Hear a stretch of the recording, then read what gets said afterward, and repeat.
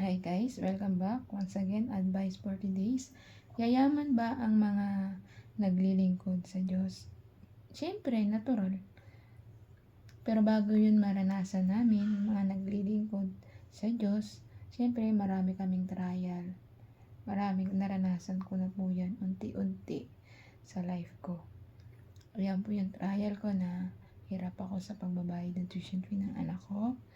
Pero hindi ako naiimpas o nalilate o nagugutom yung mga anak ko o nagkukulang yung tuition fee ng anak ko. Hindi. Kasi lagi akong nagdarasal sa Diyos Ama natin o sa Diyos Anak na tulungan niya ako sa pag-aaral ng mga anak ko. Ganun pa man, kahit man nagipit, pero sumasapat siya. Hindi siya nagigipit, sumasapat siya. Yung sahod ko halos sapat. Halos nakakabili pa ako minsan ng personal need ko. Pero hanggang dun lang, wala na sa sobra. Ganun, wala talaga akong sobrang savings. Pero ngayon kahit papaano, nakakapagtabi-tabi na ako kahit paano.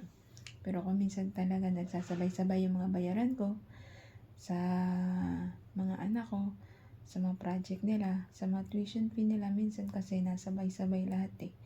Pero okay naman lahat na naiimpasan, hindi nagkukulang, sumasapat lang. Yun ang trial ng God sa atin. Minsan, dumadaan tayo sa mga problema, ganun. O yung yayaman tayo, maghintay lang tayo sa takdang oras at panahon. Ako kahit hindi na ako yumaman, basta maglingkod lang ako sa inyo, dito sa pag-a-advise ko, matulungan ko kayo, matulungan ko ang aking Diyos Amang nasa langit at si Jesus Christ na magbahagi ng mga mabubuting gawa na ginagawa ko dito sa social media. Dadaanan talaga tayo emotionally. Matindi yung emotionally. Lalo na emotionally talaga hirap ako. Pag nararamdaman ko na parang nilalayo ko ng spiritualing demonyo sa ating mga Diyos, nagkakaroon na parang bigat sa puso ko at parang ano ba tong parang balisa sa buhay ko na hindi ko maintindihan na palagi akong pagod na hindi naman pagod. Ba't nararamdaman ko yung mga gantong emotional na to? Pero lagi lang akong nananalangin, dumadalangin na alisin ng ating Diyos sa may mga nararamdaman kong ito. O minsan naman ganun talaga, mas matinding kalaban natin emotionally. Minsan naman, physically naman, sumasakit yung mga buong katawan natin. Diba? Bugso yan ng demonyo spiritually. Sila kasing demonyo spiritually yung mga kalaban sa mga lingkod ng Diyos. Sila yung nagbibigay ng sakit, emotional na hindi mo maintindihan kung bakit ganyan yung nararanasan mo.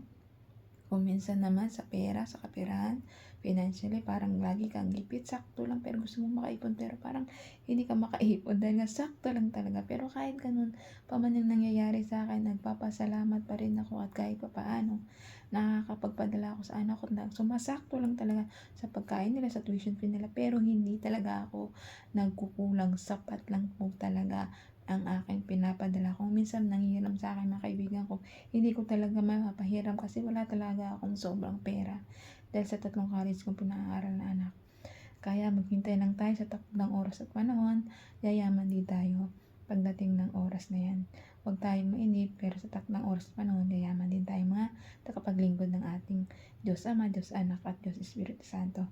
Kaya hanggang dito na lang aking advice. Ingat po tayong lahat and God bless.